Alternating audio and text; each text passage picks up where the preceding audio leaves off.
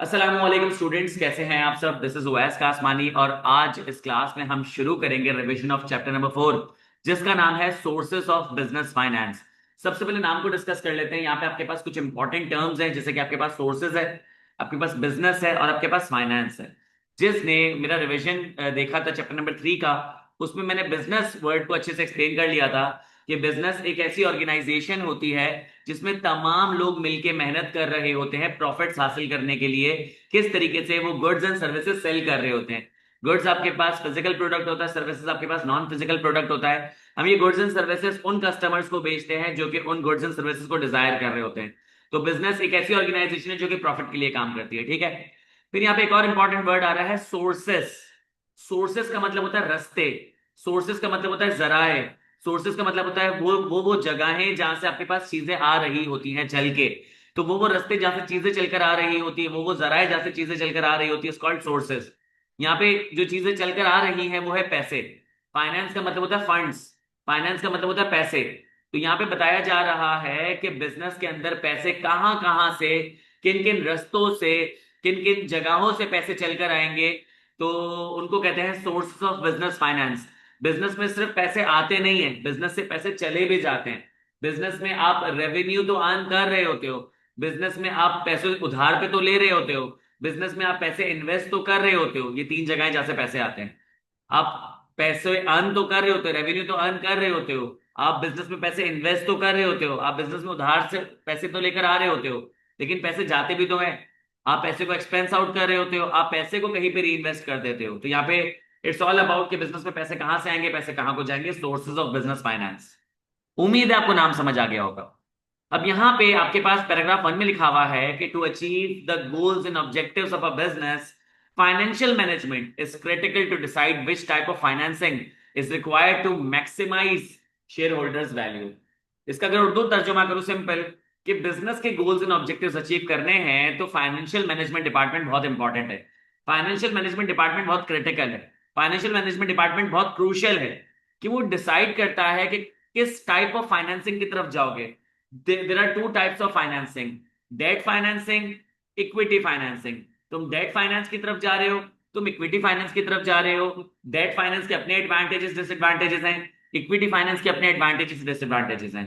यहाँ पे एक और टाइप ऑफ फाइनेंस हो सकता है लॉन्ग टर्म फाइनेंस और शॉर्ट टर्म फाइनेंस। तुम लॉन्ग टर्म फाइनेंस की तरफ जा रहे हो, शॉर्ट टर्म फाइनेंस की तरफ जा रहे हो।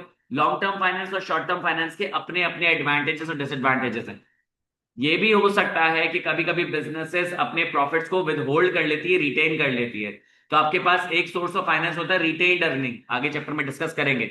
और एक सोर्स ऑफ फाइनेंस सिंपल ये है कि आपका रेवेन्यू इतना बढ़ जाए कि आपको जो है वो पैसे मिलना शुरू हो जाएं। तो खैर, जो भी टाइप ऑफ फाइनेंस है या जो भी सोर्स ऑफ फाइनेंस है, ये कौन डिसाइड करता है? ये डिसाइड करता है फाइनेंशियल मैनेजमेंट। तो उसका बड़ा इंपॉर्टेंट रोल है। तो ये जो टाइप ऑफ फाइनेंस है, ये डिसाइड करेगा कि किस तरीके से हम शेयर होल्डर्स की वैल्यू को मैक्सिमाइज कर सकते हैं। किस तरीके से हम शेयर होल्डर्स की वैल्यू को मैक्सिमाइज कर सकते हैं। सर, शेयर होल्डर्स की वैल्यू को मैक्सिमाइज करने का क्या मतलब हुआ? इससे पहले तुम ये समझो कि ओनर की वैल्यू को कैसे मैक्सिमाइज करते हैं, क्योंकि शेयर होल्डर भी एक टाइप ऑफ ओनर है। मैं एक सोल प्रोप्राइटर हूं। मैंने बिजनेस स्टार्ट किया 1 करोड़ रुपए से। मैंने बिजनेस स्टार्ट किया 1 करोड़ रुपए से। जब मेरा साल खत्म हुआ तो मैंने 20 लाख रुपए का प्रॉफिट कमाया था। 20 लाख रुपए का मैंने प्रॉफिट कमाया था। रिटर्न ऑन इन्वेस्टमेंट कितनी है? 20%। रिटर्न ऑन इन्वेस्टमेंट कितनी है? 20%। मैंने कहा यार कि मेरे घर का जो खर्चा है वो सालाना 10 लाख रुपए का है, तो एक काम करता हूँ कि 10 लाख रुपए घर पे ले जाता हूँ और 10 लाख रुपए बिजनेस में री इन्वेस्ट कर देता हूँ।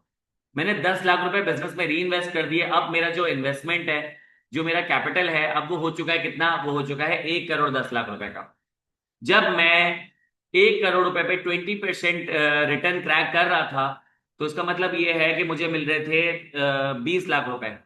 अब जब मैंने 1 करोड़ 10 लाख रुपए पे प्रॉफिट क्रैक किया तो मुझे मे बी प्रॉफिट मिला 21 लाख रुपए का। चलो 21 लाख रुपए 20% ही रख लेते हैं। 21 लाख रुपए या 20.5 लाख रुपए का मुझे प्रॉफिट मिला। अब जब मुझे 21 लाख का प्रॉफिट मिला तो अगेन मैंने क्या किया कि जो आपके पास 10 लाख रुपए मैं घर पे ले गया और 11 लाख रुपए मैंने बिजनेस पे री इन्वेस्ट कर दिए। जब मैंने 11 लाख रुपए बिजनेस में री इन्वेस्ट कर दिए तो इसका मतलब ये मेरा बिजनेस हो गया 1 करोड़ 20 लाख का। 1 करोड़ 21 लाख रुपए का। 1 करोड़ 21 लाख रुपए पे मैंने फिर से बिजनेस किया। मुझे जो प्रॉफिट आ रहा है वो मे भी आ रहा है 22 लाख रुपए का। 22 लाख रुपए का जो प्रॉफिट आया है, मैंने क्या किया, 10 लाख रुपए घर पे ले गया, 12 लाख रुपए मैंने बिजनेस में इन्वेस्ट कर दिए, 12 लाख बिजनेस में इन्वेस्ट कर दिए, तो ये हो जाएंगे 143 लाख रुपीज, 1 करोड़ 43 लाख रुपीज हो जाएंगे। 1 करोड़ 43 लाख रुपीज से मैंने बिजनेस किया, तो मुझे जो प्रॉफिट होगा वो मे बी 25 लाख रुपए का होगा। 25 लाख रुपए में से 10 लाख रुपए मैं घर ले जाऊंगा और 15 लाख रुपए बिजनेस में इन्वेस्ट कर दूंगा। तो बिजनेस मेरा हो जाएगा शायद 1 करोड़ 60 लाख का हो जाएगा, या 1 करोड़ 55 लाख का हो जाएगा। इन इधर केस आहिस्ता आहिस्ता क्या हो रहा है, मेरा प्रॉफिट मैक्सिमाइज हो रहा है। पहले प्रॉफिट आया था 20, फिर आया था 21, फिर आया था 25, फिर आया था मे बी 30, फिर आएगा 50। तो जैसे जैसे आपका जो कैपिटल बढ़ेगा वैसे वैसे आपका प्रॉफिट बढ़ेगा रिटर्न ऑन इन्वेस्टमेंट की वजह से। My point two you is कि यहाँ पे जब मैं एक सोल प्रोप्राइटर हूँ, मेरा बिजनेस शुरू में 1 करोड़ रुपए का था, 1 करोड़ रुपए में मुझे वो 20% प्रॉफिट दे रहा था। जब 1.5 करोड़ रुपए है तो 1.5 करोड़ रुपए भी 20% प्रॉफिट देगा, तो 1.5 करोड़ का 20% ज्यादा होता है, 1 करोड़ का 20% कम होता है। तो इससे क्या हो रहा है कि मेरा बिजनेस की जब वैल्यू बढ़ती है तो मेरी प्रॉफिटेबिलिटी इंक्रीज हो जाती है, मेरा प्रॉफिट मैक्सिमाइज होता है बिजनेस के पर्पस को अचीव करने के लिए। ये बहुत होता है। तो this is called maximizing owners value. अब इस चीज को ले जाते हैं कंपनी, इस चीज को ले जाते हैं कंपनी। कंपनी 1 करोड़ रुपए से स्टार्ट हुई, शेयर होल्डर्स ने 1 करोड़ रुपए दे दिए और उनको शेयर्स मिल गए। अब कंपनी 1 करोड़ रुपए पे चल रही है, रिटर्न ऑन इन्वेस्टमेंट है 50 लाख रुपए का, रिटर्न ऑन इन्वेस्टमेंट है 50%। तो 1 करोड़ पे 50 लाख का प्रॉफिट ट्रैक किया। जब 50 लाख का प्रॉफिट ट्रैक किया तो जो बोर्ड ऑफ डायरेक्टर्स है जो कि कंपनी चलाते हैं, बोर्ड ऑफ डायरेक्टर्स कंपनी चलाते हैं, शेयर होल्डर्स कंपनी नहीं चलाते, सिर्फ वोटिंग कर सकते हैं। तो बोर्ड ऑफ डायरेक्टर्स ने सोचा कि भाई इस बार क्या करेंगे कि हम शेयर होल्डर्स को प्रॉफिट नहीं देंगे। जब बोर्ड ऑफ डायरेक्टर्स ये डिसाइड कर लें कि शेयर होल्डर्स को प्रॉफिट मिलेगा, तो वो प्रॉफिट कहलाएगा डिविडेंड, क्योंकि मैंने उस प्रॉफिट को डिवाइड कर दिया शेयर होल्डर्स में, वो कहलाएगा डिविडेंड। और जब बोर्ड ऑफ डायरेक्टर्स ये डिसाइड कर लें कि हम शेयर होल्डर्स को प्रॉफिट नहीं देंगे, तो वो क्या करते हैं, प्रॉफिट को रिटेन कर लेते हैं, तो वो कहलाता है रिटेन्ड अर्निंग। रिटेन्ड का मतलब होता है कोई चीज अपने पास रख ली, अर्निंग का मतलब होता है प्रॉफिट, तो रिटेन्ड अर्निंग। तो 1 करोड़ रुपए पे जब 50 लाख का प्रॉफिट हुआ, तो बोर्ड ऑफ डायरेक्टर्स ने डिसाइड किया कि हम शेयर होल्डर्स को प्रॉफिट नहीं डिस्ट्रीब्यूट करेंगे, हम डिविडेंड नहीं देंगे, हम प्रॉफिट को रिटेन्ड कर लेंगे। तो यहाँ पे हो गया रिटेन्ड अर्निंग, कितना हो गया, 50 लाख रुपए का। 50 लाख का रिटेन्ड अर्निंग हो गया। फिर अगले साल बिजनेस चला 1 करोड़ रुपए पे, फिर क्या हुआ कि प्रॉफिट हुआ 50 लाख रुपए का। इस बार भी बोर्ड ऑफ डायरेक्टर्स ने कहा कि हम लोग प्रॉफिट नहीं देंगे, डिविडेंड नहीं देंगे, एक काम करते हैं इसको भी रिटेन कर लेते हैं। तो दूसरे साल के एंड में आपके पास रिटेन अर्निंग हो गया 1 करोड़ रुपए का। जब लोगों ने, लेंडर्स ने, गवर्नमेंट ने, सप्लायर्स ने, लोकल कम्युनिटी ने जब बुक्स ऑफ अकाउंट्स देखी, जब फाइनेंशियल रिपोर्ट्स देखी, तो उन्होंने देखा कि यार इनके तो बुक्स ऑफ अकाउंट में 1 करोड़ रुपए का रिटेन अर्निंग है। लोगों के माइंड में क्या आएगा, यार बेहतरीन, ये तो कल अपने बिजनेस को डबल कर सकते हैं। अब इनका 1 करोड़ का बिजनेस है, 1 करोड़ का रिटेन अर्निंग है, रिटेन अर्निंग इन्होंने यूज कर लिया, तो इनका बिजनेस तो डबल हो जाएगा। वैल्यू बहुत है इस बिजनेस के अंदर, पोटेंशियल बहुत है। तो मार्केट में जब नाम फैलता है ना, तो शेयर प्राइस बढ़ जाती है। तो आपको पता चला कि आपकी जो शेयर की वैल्यू थी 10 रुपए से 20 रुपए की हो गई, 10 रुपए से 20 रुपए की हो गई। अब मैं एक शेयर होल्डर हूं, मैंने 10 लाख रुपए के शेयर परचेस किए हुए। मैं शेयर होल्डर हूं, मैंने 10 लाख रुपए के शेयर परचेस किए, मेरे शेयर की वैल्यू डबल हो गई। तो जितने मेरे पास शेयर मौजूद थे ना, मैं उसको मल्टीप्लाई बाय 2 कर दूंगा, तो मेरे पास जब 10 लाख रुपए के शेयर थे, अब वो कितने हो जाएंगे, हो जाएंगे 20 लाख रुपए के। क्योंकि टोटल शेयर जो है वो 1 करोड़ रुपए से कितने हो गए, 2 करोड़ रुपए, वैल्यू डबल हो गई है। This is called maximizing share holders value. Share holder की वैल्यू, पहले मेरे पास 1 लाख शेयर थे, एक शेयर जो है वो 10 रुपए का था, तो 10 लाख रुपए के शेयर थे। पहले अब मेरे पास 1 लाख शेयर है, उनकी वैल्यू 20 रुपए हो गई है, मैंने 20 से मल्टीप्लाई किया, तो क्या आंसर आ जाएगा, 20 लाख रुपए। शेयर होल्डर की वैल्यू मैक्सिमाइज हो गई। यहाँ पे फाइनेंशियल मैनेजमेंट ने डिसाइड किया था कि डिविडेंड देना है या फिर रिटेन अर्निंग कर लेना है। यहाँ पे जब मैंने प्रॉफिट को रिटेन अर्निंग में डाल दिया, इसकी वजह से मेरा डिसीजन सही साबित हुआ और मेरी मार्केट में वैल्यू बढ़ गई, मेरी शेयर प्राइस बढ़ गई, शेयर होल्डर की वैल्यू मैक्सिमाइज हो गई। क्या ये बात समझ आती है? अब तक मैंने जो चीजें समझाई मैं फिर से रिपीट कर दूं। सोर्सेज ऑफ बिजनेस फाइनेंस का मतलब होता है कि बिजनेस में पैसे कहां कहां से आ सकते हैं, पैसे कहां कहां को जाते हैं, called sources of business finance. फिर मैंने बताया कि बिजनेस के गोल्स एंड ऑब्जेक्टिव्स अचीव करने में तमाम बिजनेस फंक्शंस कंट्रीब्यूट करते हैं। बिजनेस के गोल्स एंड ऑब्जेक्टिव्स अचीव करने में तमाम बिजनेस फंक्शंस कंट्रीब्यूट करते हैं। फाइनेंस डिपार्टमेंट भी करता है, मार्केटिंग डिपार्टमेंट भी करता है, एचआर डिपार्टमेंट भी करता है, आईटी डिपार्टमेंट भी करता है, सब कंट्रीब्यूट करते हैं अपने अपने तरीके से। मार्केटिंग डिपार्टमेंट पता है क्या करेगा, वो सेल्स को जनरेट करेगा, रेवेन्यू को जनरेट करेगा, वो ब्रांडिंग पे काम करेगा, वो सेलिंग एक्टिविटीज पे काम करेगा। इसी तरीके से फाइनेंशियल मैनेजमेंट क्या करता है, शेयर होल्डर की वैल्यू को मैक्सिमाइज करता है।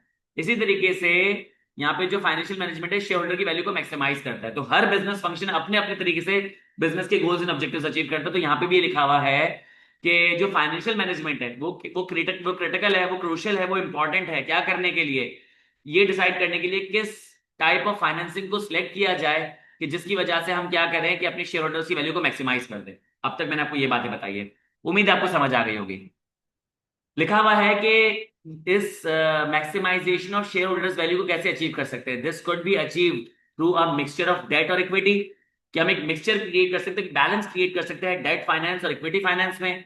हम बैलेंस क्रिएट कर सकते हैं शॉर्ट टर्म फाइनेंस और लॉन्ग टर्म फाइनेंस में। और हम क्या कर सकते हैं, लिक्विडिटी मेंटेन कर सकते हैं।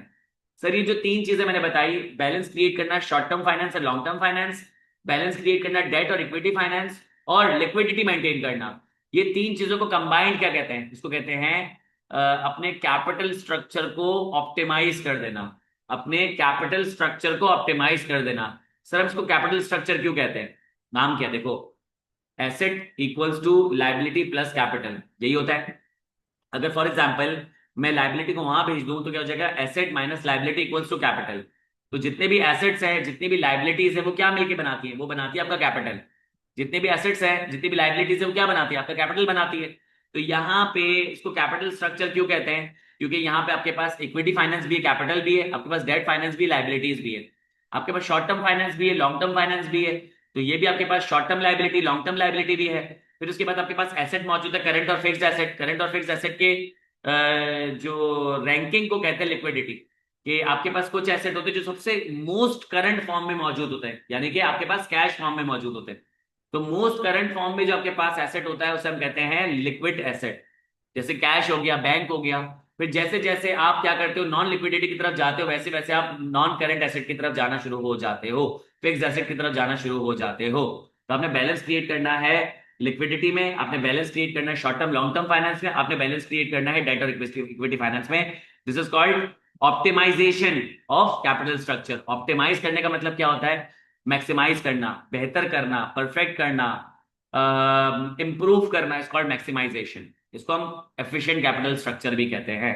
तो यहाँ पे अल्टीमेट फाइनेंसिंग डिसीजन क्या है कि आपने दो चीजों पे काम करना है, कैपिटल स्ट्रक्चर को ऑप्टिमाइज करना है, आपने वैल्यू को एनहांस करना है। क्या ये बात आपको समझ आती है? इफ यस तो मैं आगे बढ़ जाऊं। इसके बाद ये पैराग्राफ रीड कर लेना, बहुत बेसिक है, इसमें कुछ भी नहीं है।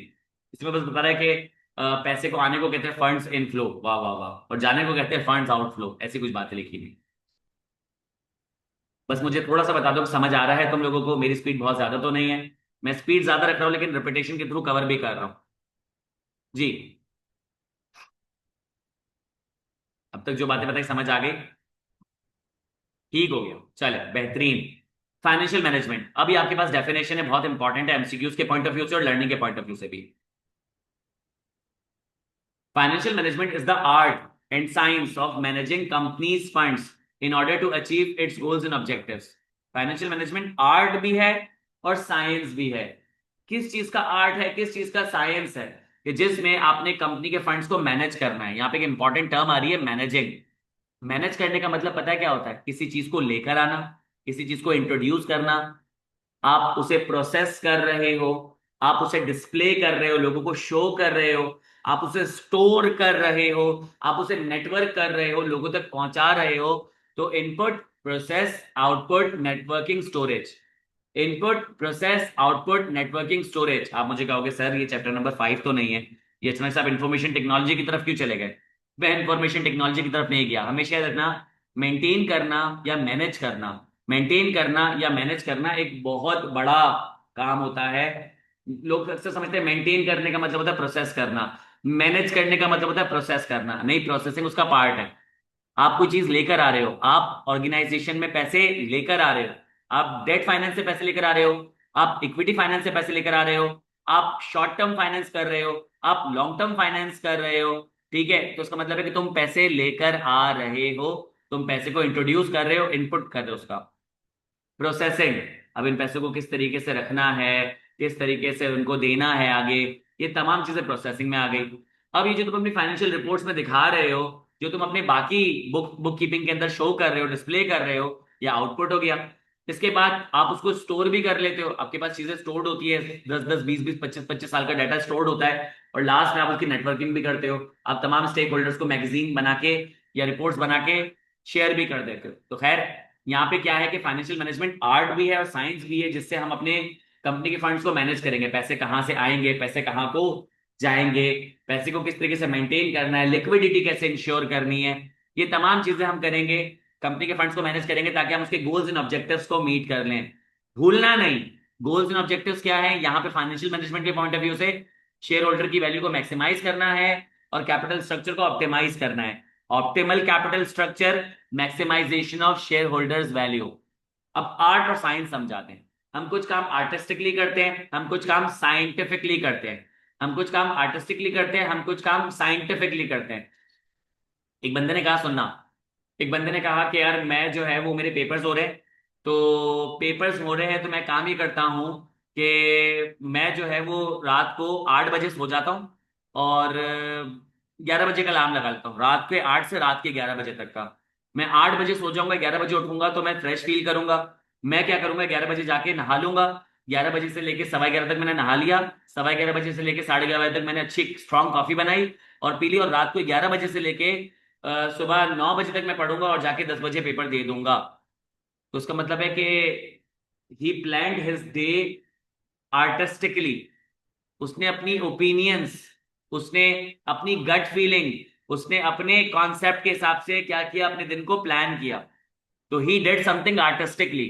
आर्टिस्टिकली किसी भी कोई करने का मतलब क्या होता है, आप उसको सब्जेक्टिवली करते हो। तुम्हारी ओपिनियन अलग हो सकती है, उसकी ओपिनियन अलग हो सकती है, इसकी ओपिनियन अलग हो सकती है, मेरी ओपिनियन अलग हो सकती है। किसी भी चीज को साइंटिफिकली करने का मतलब होता है कि जो साइंस कहती है आप वो कर लो। उसने जब नेट पे सर्च किया तो साइंस परसेंटेजेस में बता रही है कि भाई अगर आपने अपनी प्रिपरेशन अच्छी करनी ना, तो आप एक काम करें कि आप जो है वो 10 बजे सो जाएं। 10 बजे सोने के बाद आप सुबह उठ जाएं 4 बजे। दो, आपको पढ़ने के लिए टाइम कम मिलेगा, लेकिन जितना भी आपको टाइम मिलेगा वो आपको ज्यादा एफिशिएंसी प्रोवाइड करेगा। कि आप 12 घंटे में जो पढ़ रहे हो उसकी प्रोडक्टिविटी आपको मिलेगी 6 घंटे की, और जो आप 6 घंटे पढ़ रहे हो उसमें प्रोडक्टिविटी आपको मिलेगी 12 घंटे की। तो एक बंदा बोलता है मैं साइंटिफिकली जाऊंगा, जो लिखा है वही करूंगा, मैं सीधा सीधा जाके 9:30 बजे लेट जाऊंगा, 10 बजे तक मेरी आंख लग जाएगी। मैंने अलार्म लगाया होगा 4 बजे का, मैं 4 बजे उठूंगा, नहाऊंगा, कॉफी पीऊंगा और उसके बाद पढ़ना शुरू करूंगा। जब 4 बजे से लेके जब मैं 9 बजे तक पढ़ूंगा तो मैं इतना ज्यादा रिवाइज कर लूंगा कि मैं जाके पेपर दूं और पास कर लूं। तो उसका मतलब है कि उसने काम जो किया वो साइंटिफिकली किया। तो कुछ काम आप करते हो फैक्ट्स एंड फिगर्स पे, कुछ आप करते हो ओपिनियंस पे, कुछ काम आप करते हो सब्जेक्टिवली, कुछ काम आप करते हो ऑब्जेक्टिवली। ऑब्जेक्टिवली किसी भी काम को करना है साइंस, और किसी भी काम को सब्जेक्टिव करना इज आर्ट्स। किसी भी काम को फैक्ट्स एंड फिगर्स पे करना साइंस, किसी भी काम को अपने ओपिनियंस पे करना आर्ट्स। उम्मीद है आपको आर्ट और साइंस समझ आ गया होगा। ठीक है, अब यहाँ पे लिखा हुआ भी है कि साइंस पार्ट बिलोंग करता है analysing data and cash flow. भाई देखो, अगर मुझे ये मालूम करना है कि मेरे पास कितने पैसे थे और कितने पैसे रह गए हैं, तो उसके लिए सबसे बेहतरीन तरीका क्या है, मैं कैश फ्लो स्टेटमेंट बना लूं। मैं अगर कैश फ्लो स्टेटमेंट नहीं बनाता तो मैं कहूंगा यार देखो बिजनेस है, पैसे आते हैं पैसे जाते हैं, आप ये देखो कि आपके पास डे एंड पे पैसे बचे तो हैं, थोड़े से बड़े तो हैं। तो एक काम करते हैं, इस पैसे को बढ़ाने की कोशिश करते हैं। जब मैं इस तरीके की फिलॉसफी झाड़ूंगा तो उसका मतलब है कि मैं कोई भी काम आर्टिस्टिकली कर रहा हूँ। लेकिन मैंने कहा नहीं भाई, मुझे एक एक पैसे का हिसाब करना है कि कितने पैसे मैंने सप्लायर्स को दिए, कितने पैसे मैंने कस्टमर से लिए, कितने ऐसे पैसे मुझे सप्लायर को देने हैं, कितने ऐसे पैसे जो मुझे कस्टमर से लेने हैं, क्योंकि हम अकाउंट्स पेबल अकाउंट्स रिसीवेबल भी करते हैं। कितने ऐसे पैसे जो मैंने एक्सपेंस में लगा दिए, कितने ऐसे पैसे हैं कि जो मैंने अपने नॉन इन्वेंटरी आइटम्स को बेच के कमाए। फॉर एग्जाम्पल मेरा काम है लोगों को लेक्चर सेल करना, लेकिन मैं यहाँ पे अपनी कुर्सियां बेच के बैठा हुआ हूँ। जब मैं अपनी कुर्सियां बेच के बैठा हूँ तो मेरा रेवेन्यू का पार्ट नहीं है वो मेरे रेवेन्यू का पार्ट नहीं है, वो मेरे मेन रेवेन्यू का पार्ट नहीं, सेकेंडरी रेवेन्यू का पार्ट। सही है। तो इसका मतलब है कि अब मैंने जब तमाम कैश के इनपुट और तमाम कैश के आउटपुट को जब मैंने एनालाइज किया, तो इसका मतलब है कि मैंने उस चीज को साइंटिफिकली किया। और आर्ट पार्ट का मतलब होता है कि आप किसी भी चीज को किस तरीके से अपनी गट फीलिंग से बेहतर या फिर बुरा करते हो। तो this is called art part. उम्मीद है कि आपको साइंस और आर्ट समझ आ गया होगा। यहाँ पे एक और बड़ी इंपॉर्टेंट बात ये लिखी हुई है कि ऑल बिजनेस डिसीजंस है फाइनेंशियल कॉन्सिक्वेंसेस। जितने भी बिजनेस डिसीजंस होते हैं उनके फाइनेंशियल कॉन्सिक्वेंसेस होते हैं। That make sense. Marketing department से चलते हैं। मार्केटिंग डिपार्टमेंट को एक मार्केटिंग कैंपेन चलानी है। वो मार्केटिंग कैंपेन जो है उसमें पैसे लगेंगे। तो इसका मतलब है कि जब मार्केटिंग का कोई भी काम करोगे आप एडवर्टाइजमेंट करोगे, आप कोई प्रमोशनल एक्टिविटी करोगे, कोई इवेंट डिजाइन करोगे, आप कुछ प्रोक्योर करोगे, आप मार्केटिंग कोलैटरल बनवाओगे, कोई भी ऐसी चीज करोगे तो उसमें पैसे जा रहे होते हैं। तो यहाँ पे फाइनेंशियल कॉन्सिक्वेंसेस क्या, पैसे जाएंगे। या अगर आप क्या कर रहे हो कि फॉर एग्जांपल आप कुछ मार्केटिंग डिपार्टमेंट वाले क्या करते हैं, जब अपनी कोई सेलिंग एक्टिविटी परफॉर्म करते हैं तो कुछ बेचते हैं तो पैसे आते हैं। तो मार्केटिंग वाले जब कुछ एडवर्टाइज करते हैं, प्रमोट करते हैं, इवेंट करते हैं तो पैसे जाते हैं, और जब कुछ सेल करते हैं तो पैसे आते हैं। तो उसका मतलब है कि मार्केटिंग की तमाम एक्टिविटीज के फाइनेंशियल कॉन्सिक्वेंसेस हैं। ह्यूमन रिसोर्स डिपार्टमेंट क्या करता है, लोगों को हायर करता है। तो लोगों को हायर करने का मतलब है, इनको सैलरी देनी होगी, फाइनेंशियल कॉन्सिक्वेंस है। वो लोगों को ट्रेन और डेवलप करेगा, तो इसका मतलब है कि ट्रेन और डेवलप फ्री में तो नहीं होगा, इसकी भी क्या है कि आपके पास फाइनेंशियल कॉन्सिक्वेंसेस है। प्रोडक्शन डिपार्टमेंट प्रोड्यूस करने के लिए जो भी इलेक्ट्रिसिटी यूज करेगा तो इलेक्ट्रिसिटी के बिल पे करना पड़ेगा, फाइनेंशियल कॉन्सिक्वेंस है। जो रॉ मटेरियल यूज करेगा तो रॉ मटेरियल परचेज किया, उसके फाइनेंशियल कॉन्सिक्वेंसेस है। बिजनेस में जो भी एक्टिविटी होती है उन सबके फाइनेंशियल कॉन्सिक्वेंसेस होते हैं। उम्मीद है कि ये बात आपको समझ आ गई हो। तो इससे मुझे जो मैं आगे बढ़ना है वो ये है कि जितने भी बिजनेस फंक्शंस होते हैं वो आपस में कनेक्टेड होते हैं। जितने भी बिजनेस फंक्शंस होते हैं वो आपस में कनेक्टेड होते हैं। मुझे 1 मिनट दो, मैं यहाँ पे समझा रहा हूँ, और ये बात आगे मैं हर चैप्टर में आपको समझाऊंगा, ठीक है। कि all business functions are connected, each business function has to work closely with other functions in order to achieve overall business goals। ये बात देखो, अब हम पढ़ रहे हैं ना, फाइनेंशियल मैनेजमेंट पढ़ रहे हैं, तो मैं फाइनेंशियल मैनेजमेंट की बात करूंगा। फाइनेंशियल मैनेजमेंट को कनेक्ट करना पड़ेगा किसके साथ, marketing, finance, HR, IT, procurement, production, ऐसे बहुत सारे डिपार्टमेंट्स का कनेक्ट होना होगा, जरूरी है। जब मैं तुम्हें मार्केटिंग पढ़ाऊंगा तो यहाँ पे मार्केटिंग आ जाएगा, और यहाँ पे आपके पास फाइनेंस आ जाएगा, फिर वही फाइनेंस एचआर वगैरह। अच्छा, फाइनेंस डिपार्टमेंट तो खुद है, सॉरी। तो यहाँ पे मार्केटिंग आ जाएगा, और मार्केटिंग यहाँ आ जाएगा, और फाइनेंस यहाँ पे आ जाएगा। और तीसरी बात कि हर बिजनेस फंक्शन के अपने ऑब्जेक्टिव्स होते हैं। Every business function has its own set of goals, जो कि अल्टीमेटली क्या करती है, जो कि ऑर्गेनाइजेशनल गोल्स को अचीव कर रही होती है। ऑर्गेनाइजेशनल गोल्स होते हैं, लेकिन अपने अपने बिजनेस गोल्स और बिजनेस फंक्शंस के भी गोल्स होते हैं। अगर फाइनेंस की बात करें, अभी हमने इस चैप्टर में देखा, फाइनेंस का गोल क्या है। फाइनेंस का गोल है maximization of share holders value, share holder की वैल्यू को मैक्सिमाइज करना। मार्केटिंग अभी हमने पढ़ा नहीं है, जब पढ़ेंगे तब बता दूंगा। मार्केटिंग का क्या होता है कि सेल्स को इंक्रीज करना, सेल्स को इंक्रीज करना। फाइनेंस हो गया। आईटी का काम क्या होता है, आईटी डिपार्टमेंट का काम होता है एफिशिएंसी और इफेक्टिवनेस को इंक्रीज करना। ये काम के अंदर जो है स्पीड आ जाए और एक्यूरेसी आ जाए। ऐसे ही और बिजनेस फंक्शंस होते हैं, जैसे कि एचआर होता है। एचआर बिजनेस फंक्शन क्या होता है कि आपने असेस करना होता है, आपने इवैल्यूएट करना होता है करंट एंड फ्यूचर एम्प्लॉयज की रिक्वायरमेंट को, क्वांटिटी एंड क्वालिटी को। इसी तरीके से आपके पास और बहुत सारे बिजनेस फंक्शंस होते हैं। ऑपरेशंस मैनेजमेंट जो होता है, ऑपरेशंस मैनेजमेंट का काम क्या होता है कि यहाँ पे उसने एफिशिएंसी और इफेक्टिवनेस बढ़ानी होती, किसकी, प्रोडक्शन की और डिस्ट्रीब्यूशन की। और साथ ही साथ उसने क्या करना होता है, कंपैटिटिव प्राइस मेंटेन करने होते हैं। माय पॉइंट टू यूएस के जितने भी बिजनेस फंक्शंस हैं उन सब के अपने अपने गोल्स होते हैं, जो कि ऑर्गेनाइजेशनल गोल्स को अचीव कर रहे होते हैं। अभी मैंने आपको फाइनेंस का बता दिया, maximization of share holders value. जब मैं आपको बिजनेस एथिक्स का चैप्टर पढ़ाऊंगा तब मैं आपसे यही वाली बात कर रहा हूँ, ये वाली कि हर बिजनेस फंक्शन के अपने गोल्स होते हैं, और मैं आपसे कहूंगा कि हर बिजनेस फंक्शन दूसरे बिजनेस फंक्शन के साथ कनेक्टेड होता है। जब मैं आपको चैप्टर नंबर 5 पढ़ाऊंगा तब भी मैं बात करूंगा, चैप्टर नंबर 6 पढ़ाऊंगा तब भी बात करूंगा, चैप्टर नंबर 7 पढ़ाऊंगा, 8 पढ़ाऊंगा तब भी बात करूंगा, 9 में भी यही बात करूंगा, क्योंकि तमाम बिजनेस फंक्शंस हैं जो कि आपस में कनेक्टेड है। सही है। और दूसरा मैंने बताया कि हर बिजनेस फंक्शन के अपने गोल्स होते हैं, जो कि ऑर्गेनाइजेशनल गोल्स को अचीव कर रहे होते हैं। कुछ सवाल आ रहे हैं, बोले थे, फिर आगे बढ़ते हैं।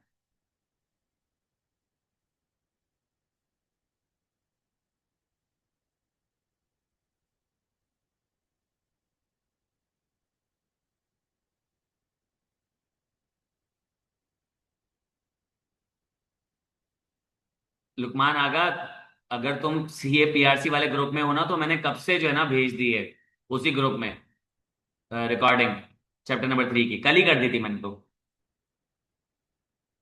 चैप्टर नंबर 3 की रिकॉर्डिंग में कब से भेज चुका हूं। आज मैंने चैप्टर नंबर 4 स्टार्ट किया है। ठीक है।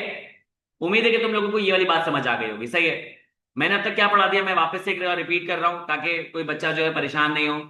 सोर्सेस ऑफ बिजनेस फाइनेंस, वो रास्ते, वो जराए जहां से आपके पास बिजनेस के अंदर पैसे आते हैं या बिजनेस से पैसे चले जाते हैं, it's called sources of business finance. Funds का इनफ्लो, फंड्स का आउटफ्लो। एक डिपार्टमेंट है फाइनेंशियल मैनेजमेंट। ये क्या करता है कि ये फाइनेंसेस को मैनेज कर रहा होता है ताकि शेयर होल्डर्स की वैल्यू को मैक्सिमाइज कर सके, ताकि अपने जो है वो कैपिटल स्ट्रक्चर को ऑप्टिमाइज कर सके। तो यहां पे मैंने आपको बता दिया कि जो अल्टीमेट फाइनेंसिंग डिसीजन होता है फाइनेंशियल मैनेजमेंट का, वो क्या होता है कि किस तरीके से कैपिटल स्ट्रक्चर को ऑप्टिमाइज करें, किस तरीके से शेयर होल्डर की वैल्यू को मैक्सिमाइज करें। ये बात मैंने आपको बताई है। इसके बाद मैंने आपको ये बात बताई है कि फाइनेंशियल मैनेजमेंट जो है वो आर्ट है, फाइनेंशियल मैनेजमेंट जो है वो साइंस है कंपनी के फंड्स को मैनेज करने के लिए, ताकि वो उसके गोल्स एंड ऑब्जेक्टिव्स को अचीव कर ले। फिर मैंने आपको बताया कि जितने भी बिजनेस डिसीजंस होते हैं उनके फाइनेंशियल कॉन्सिक्वेंसेज होते हैं। अगर मार्केटिंग कोई भी एक्टिविटी परफॉर्म कर रहा है तो या तो पैसे आ रहे होंगे या पैसे जा रहे होंगे। एचआर डिपार्टमेंट कोई भी एक्टिविटी परफॉर्म कर रहा है तो इसका मतलब है कि पैसे जा रहे होंगे। प्रोडक्शन डिपार्टमेंट कोई भी एक्टिविटी परफॉर्म करोगे तो पैसे जा रहे होंगे। प्रोक्योरमेंट डिपार्टमेंट कोई भी एक्टिविटी परफॉर्म करते तो पैसे जा रहे होंगे।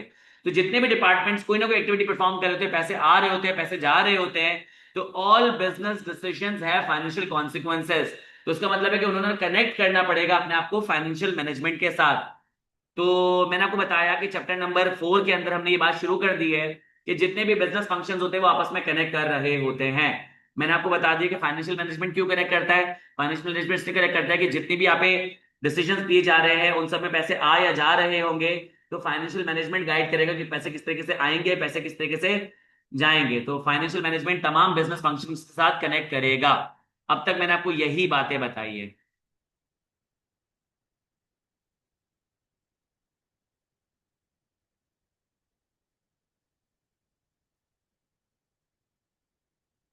अच्छा, मैं एक सवाल का जवाब दे दूं फिर मैं आगे बढ़ता हूँ। एक स्टूडेंट है मेरा, जाहिर सी बात है कि हर स्टूडेंट इंपॉर्टेंट होता है। मुझे थोड़ा सा मेरा बेटा ऐसा फील होता है कि शायद आपको थोड़ा सा तेज लग रहा है, क्योंकि यकीन जानो अभी पिछले 30 मिनट से मैंने सिर्फ ये 2 से 4 बातें बताई है। अब मैं इससे ज्यादा स्लो नहीं कर सकता, वरना ये चैप्टर ही कोई 4 या 5 क्लासेस में चले जाएगा। तो आप मुझे बता दो कि आप नवंबर में पेपर दे रहे हो या नहीं दे रहे। और अगर आप नवंबर में पेपर दे रहे हो और आपके पास सिर्फ आईटीबी ही है, तो आप वो जो मेरी प्लेलिस्ट है यूट्यूब वाली जिसमें तकरीबन 50 घंटे में मैंने ये कोर्स कंप्लीट कराया है, आप बेटा वो देखना शुरू कर। आप भले रात को बैठ के 2-3 घंटे वो लेक्चर्स देखो। आ, उसमें बहुत डिटेल में बहुत स्लोली मैंने ये पढ़ाया हुआ है चीजें, तो आप वहां से कवर कर लो। क्योंकि अगर आपको लगता है कि मेरी स्पीड स्लो है तो आप यहाँ पे टाइम जो ना आपका जाया हो जाएगा बेटा। तो आप वहां से पढ़ लो, आपको फायदा हो जाएगा। और कुछ समझ नहीं आया तो पूछ लेना, ठीक है। चल, चलो ठीक है। चलिए आगे बढ़ जाते हैं। मैंने आपको जितनी भी बातें बताई उम्मीद आपको समझ आ गई होगी। अब आगे बढ़ते हैं। अगला जो है यहाँ पे बड़ा इंपॉर्टेंट, ये आपके पास मौजूद है, इसको भी आपने रीड करना है कि एक इंपॉर्टेंट एस्पेक्ट होता है फाइनेंशियल मैनेजमेंट का।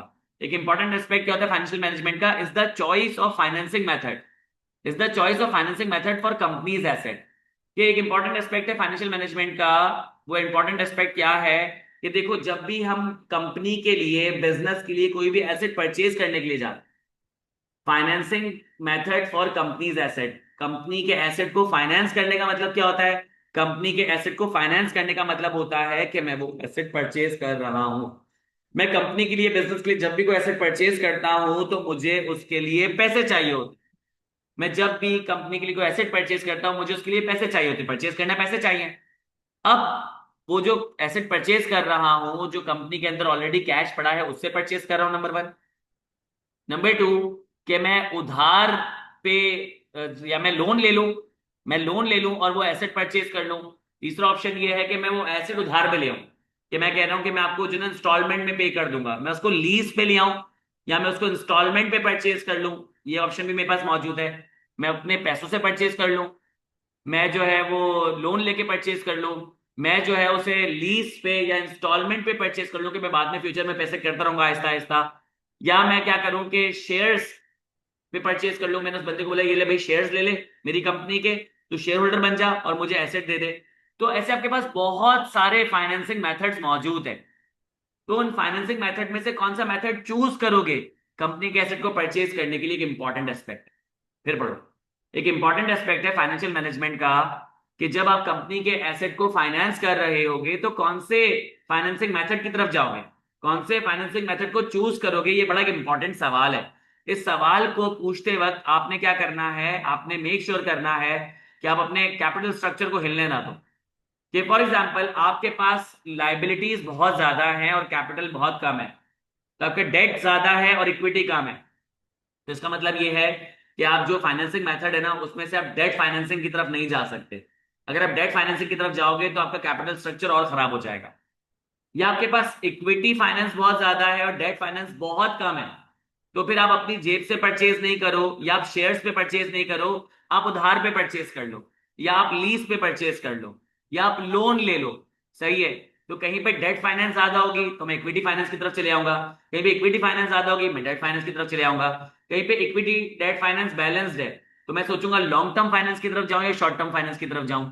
और फिर मुझे लिक्विडिटी का भी ख्याल रखना पड़ेगा। लिक्विडिटी का मतलब होता है कैश, या कैश के फॉर्म सॉरी कैश के नियरेस्ट आपके पास एसेट मौजूद हो। कैश या फॉरेन से कैश कन्वर्टेबल फॉर्म में आपके पास जो एसेट मौजूद है उसको लिक्विडिटी कहते हैं। तो अगर मेरे पास लिक्विडिटी में पैसे बहुत ज्यादा पड़े हुए हैं तो मैं सीधा सीधा क्या कर सकता हूँ, कैश पे परचेज कर सकता हूँ।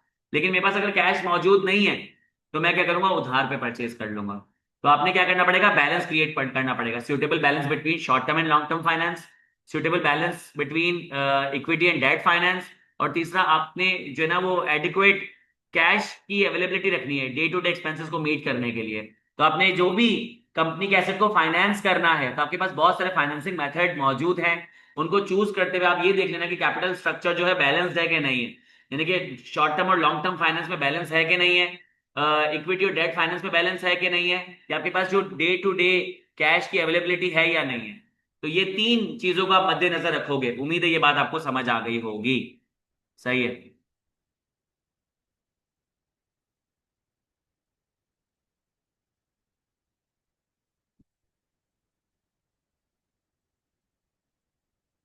जुहेब कह रहे हैं कि सर गोल्ड को भी लिक्विडिटी में कंसिडर कर सकते हैं। देखो गोल्ड एक ऐसा प्रेशियस मेटल है जो कि पूरी मार्केट के अंदर क्या रखता है, एक्सेप्टेबिलिटी रखता है, ट्रांसफरेबिलिटी रखता है।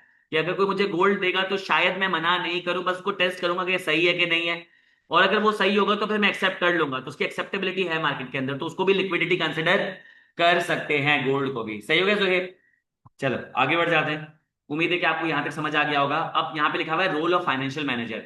फाइनेंशियल मैनेजर का रोल क्या है, सिर्फ कहानियां लिखी हुई हैं, मैं कहानियां नहीं सुना रहा, मैं आपको सीधा सीधा बता रहा हूं। आज की इस फास्ट पेस्ड इकोनॉमी में जहाँ पे टेक्नोलॉजी बहुत ज्यादा इंक्रीज करी, जहाँ पे कंपटीशन बहुत बढ़ गया है, जहाँ पे आपके पास बिजनेस बहुत ज्यादा डायनामिक हो गया है, वहां पे फाइनेंशियल मैनेजर्स का नाम सिर्फ नंबर क्रंच करना नहीं होता। फाइनेंशियल मैनेजर्स का काम सिर्फ नंबर क्रंच करना नहीं होता। Sir what is number crutching?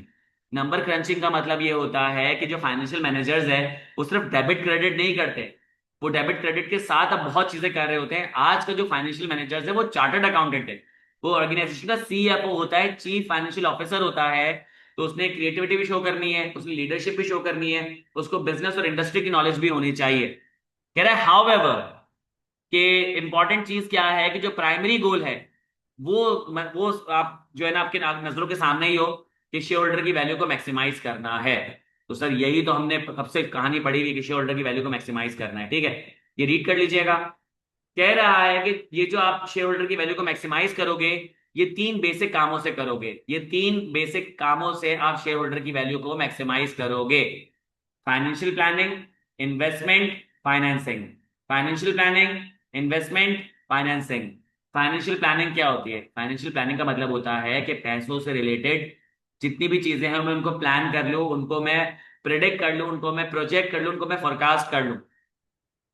पैसे कहाँ कहाँ से आएंगे, कितने पैसे आएंगे, पैसे कहाँ कहाँ को जाएंगे, कितने पैसे जाएंगे, और मुझे आगे जाकर कहाँ कहाँ से पैसों की जरूरत पड़ सकती है, मैं किसके सोर्स ऑफ फाइनेंस की तरफ जा सकता हूं। This is called financial planning.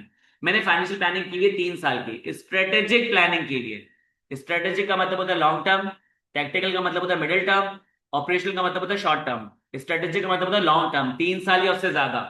Operational का मतलब होता है शॉर्ट टर्म, 1 साल से कम। और टेक्निकल का मतलब होता है 1 से 3 साल। तो इसका मतलब ये है कि अगर मेरी प्लानिंग, फाइनेंशियल प्लानिंग स्ट्रेटेजिक है, अगर मेरी फाइनेंशियल प्लानिंग स्ट्रेटेजिक है, तो मुझे ये देखना पड़ेगा कि अगले 3 साल तक के मेरे प्रोजेक्टेड रेवेन्यूज क्या है, पैसे कहाँ कहाँ से कितने आएंगे, मेरे 3 साल के प्रोजेक्टेड एक्सपेंडिचर्स कितने हैं, पैसे कहाँ कहाँ को जाएंगे, कितने जाएंगे, और आगे जाके 3 सालों में मुझे पैसे की कहाँ कहाँ से जरूरत पड़ सकती है। ठीक है। इन्वेस्टमेंट का मतलब ये होता है कि जो आपके पास लिक्विडिटी आपने मेंटेन की हुई है। भाई मेरी मेरी लिक्विडिटी ये है कि मुझे एक दिन में तकरीबन 10 लाख रुपए तो चाहिए होते हैं। अब उस दिन में अगर मेरे पास 10 लाख रुपए नहीं बल्कि 1 करोड़ रुपए पड़े हुए हैं, तो 90 लाख रुपए मेरे पास ज्यादा पड़े हुए हैं, तो लिक्विडिटी से ज्यादा पैसे पड़े हुए हैं, तो इन पैसों को क्या करूंगा, मैं इनको इन्वेस्ट कर दूंगा। बिजनेस भी तो दूसरे पैसों बिजनेस में इन्वेस्ट करते हैं, बिजनेस भी दूसरे बिजनेस में इन्वेस्ट करते हैं, तो वो बिजनेस जिसके पास एक्स्ट्रा पैसे पड़े हैं वो क्या करेगा, ऐसे बिजनेस में इन्वेस्ट कर देगा जहां पे उसके पास रिटर्न ऑन इन्वेस्टमेंट ज्यादा हो।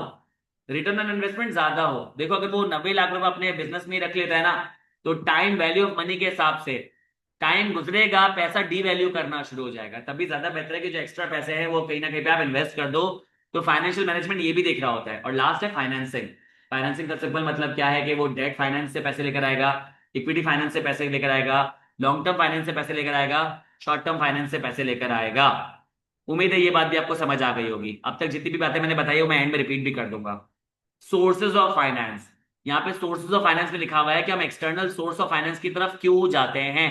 यहाँ पे 3 रीजंस लिखे हुए हैं। हम एक्सटर्नल सोर्सिंग की तरफ क्यों जाते हैं, हम पैसे क्यों लेकर आ रहे हैं, डेट फाइनेंस से, इक्विटी फाइनेंस से। हम हमारे जो पैसे, हमारी जो सेल्स हो रही है उससे जो हमें पैसे आ रहे हैं वो तो काफी होने चाहिए। भाई मसला सारा ये है कि जो सेल्स हो रही है, जो रेवेन्यू आ रहा है, उससे मेरा घर चल रहा है, मुझे बिजनेस को ग्रो भी करना है। तो 3 रीजन यहाँ पे बताया गया कि जिसकी वजह से मैं एक्सटर्नल सोर्स ऑफ फाइनेंस की तरफ जा सकता हूँ। पहले लिखा हुआ है कि जब मुझे अपने बिजनेस को एक्सपेंड करना होता है न्यू मार्केट में या न्यू लोकेशन पे। मैं पहले जो है वो जो प्रोडक्ट बेच रहा हूँ वो बच्चों के लिए बेच रहा हूँ, मैंने बोला अब मैं बड़ों के लिए भी बेचूंगा, तो उसका मतलब है कि मैं पूरी नई मार्केट और नई ऑडियंस की तरफ जा रहा हूँ, तो मुझे अच्छे खासे पैसे चाहिए होंगे नए प्रोडक्ट बनाने के लिए, तो मैं एक्सटर्नल सोर्स ऑफ फाइनेंस की तरफ जाऊंगा। मैं पहले सिर्फ कराची को टारगेट करके बैठा हूँ, मैं लाहौर को टारगेट करूंगा, तो लाहौर एक बड़ी मार्केट है, मुझे अच्छे खासे पैसे चाहिए होंगे लाहौर में एक्सपेंड करने के लिए। जब मुझे अपने बिजनेस को एक्सपेंड करना होता है तो मैं एक्सटर्नल सोर्स ऑफ फाइनेंस की तरफ जाता हूँ, नंबर 1। जब मुझे रिसर्च एंड डेवलपमेंट में पैसे खर्च करने होते हैं, रिसर्च एंड डेवलपमेंट का मतलब क्या है कि जो मैं पैसे लगा रहा हूँ, सॉरी जो मैं बिजनेस कर रहा हूँ, तो मैं चाहता हूँ कि उसमें टेक्नोलॉजी इनहांस हो, उसमें प्रोडक्ट इनहांस हो, उसमें क्वालिटी इनहांस हो, मैं नई चीजें बनाऊं, तो उसके लिए रिसर्च एंड डेवलपमेंट करता हूँ। रिसर्च एंड डेवलपमेंट में टाइम और पैसे बहुत जाते हैं, रिसर्च एंड डेवलपमेंट में टाइम और पैसे बहुत जाते हैं, तो मुझे एक्सटर्नल सोर्सेज ऑफ फाइनेंस की तरफ जाना पड़ेगा, एक्सटर्नल फंडिंग की तरफ जाना पड़ेगा। कभी कभी हम ऐसी कैंपेन में स्पेंड कर रहे होते हैं कि जो हम कॉम्पिटिटिव मार्केट में डील कर रहे होते हैं। कभी कभी कॉम्पिटिटिव मार्केट में, एक ऐसी मार्केट जहाँ पे मैं कॉम्पीट कर रहा हूँ, वहां पे अक्सर ऐसी कैंपेन्स आ जाती है जिससे मुझे डील करना होता है, तो मुझे उनसे डील करने के लिए अच्छे खासे पैसे चाहिए होते हैं।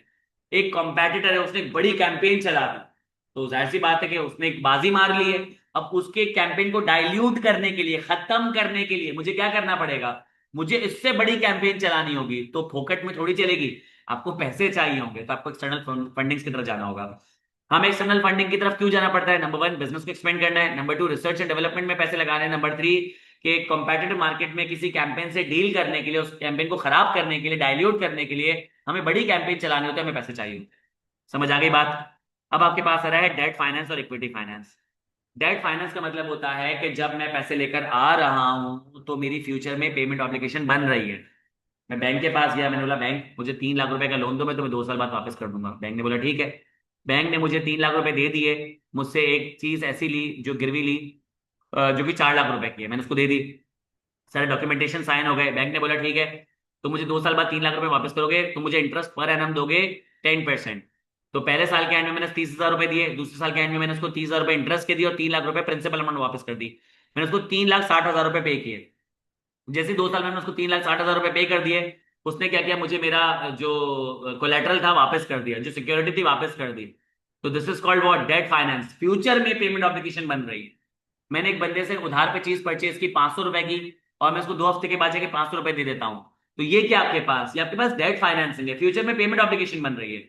मैंने एक बंदे से एसेट परचेज किया, मैंने बोला मैं तुम्हें 3 इंस्टॉलमेंट में पेमेंट करूंगा, एक मैं करूंगा तुम्हें 6 महीने के बाद, फिर एक करूंगा 1 साल के बाद, और फिर करूंगा 1 1.5 साल के बाद। तो सर ये इंस्टॉलमेंट परचेज क्या है, ये आपके पास डेट फाइनेंस है, जहां पे आपके पास फ्यूचर में पेमेंट ऑब्लिगेशन बन रही हो, this is called debt finance. मैं पैसे लेकर आ रहा हूं या चीज लेकर आ रहा हूं और मुझे फ्यूचर में पेमेंट वापस करनी हो, तो this is called debt finance. और इक्विटी फाइनेंस क्या होता है, फ्यूचर में पेमेंट ऑब्लिगेशन नहीं बनती है। मैं एक सोल प्रोप्राइटर हूं, मैंने अपनी जेब से पैसे निकाले, बिजनेस स्टार्ट कर लिया, जैसे बिजनेस स्टार्ट किया तो उसका मतलब क्या है कि मुझे अपने आप को पैसे वापस नहीं करने, मैंने मजीद पैसे निकाले अपने बिजनेस में लगा दिए, मुझे अपने आप को पैसे वापस नहीं करने। कंपनी की बात करें, मैंने शेयर होल्डर्स को शेयर्स बेचे, उनसे पैसे लिए, अब उनके पैसे मेरे पास आ गए। अब शेयर होल्डर्स को मजा नहीं आ रहा होगा कंपनी में, तो वो क्या करेंगे, शेयर जाके किसी और को बेच देंगे, लेकिन मुझसे पैसे लेने के लिए नहीं आएंगे। मेरे 10 लाख शेयर होल्डर्स हैं, मैंने उनसे 10 करोड़ रुपए लेके रखे हुए हैं। अब एक शेयर होल्डर आता है, बोलता है कि मेरे मेरे जो है ना वो 50 लाख रुपए वापस कर दो। मैं बोलूंगा कि भाई तुम्हें अगर नहीं पसंद आ रही मेरी कंपनी के शेयर्स तो जाके किसी और को बेच दो, मैं तुम्हें पैसे वापस नहीं करूंगा। This is called equity finance. Equity finance वो फाइनेंस होती है जिसमें मैं पैसे लेकर आ रहा होता हूँ, फ्यूचर में पेमेंट ऑब्लिगेशन नहीं बनती है। डेट फाइनेंस वो फाइनेंस होती है कि जिसमें मैं पैसे लेकर आ रहा होता हूँ, फ्यूचर में पेमेंट ऑब्लिगेशन बन रही होती है। डेट फाइनेंस के कुछ अपने एडवांटेजेस हैं, जैसे कि जब मैं डेट फाइनेंसिंग करता हूं तो जो मुझे पैसे देता है वो मेरे बिजनेस का ओनर नहीं बनता, वो मेरे बिजनेस का लेंडर बन जाता है, वो क्रेडिटर बन जाता है, वो मुझे पैसे दे रहा है। वो जब मुझे पैसे दे रहा है तो वो मेरे बिजनेस में इंटरफेयर नहीं कर सकता। इक्विटी फाइनेंस में जब मैं पैसे लेकर आ रहा होता हूं तो वो बंदा मेरे बिजनेस का ओनर बन जाता है, वो मेरे बिजनेस में वोटिंग कर सकता है, मेरे डिसीजन को खराब कर सकता है।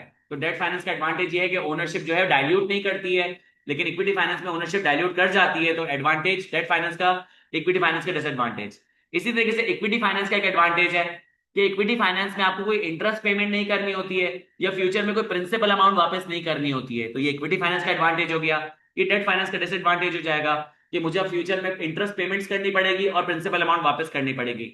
ये डेट फाइनेंस का डिसएडवांटेज हो गया।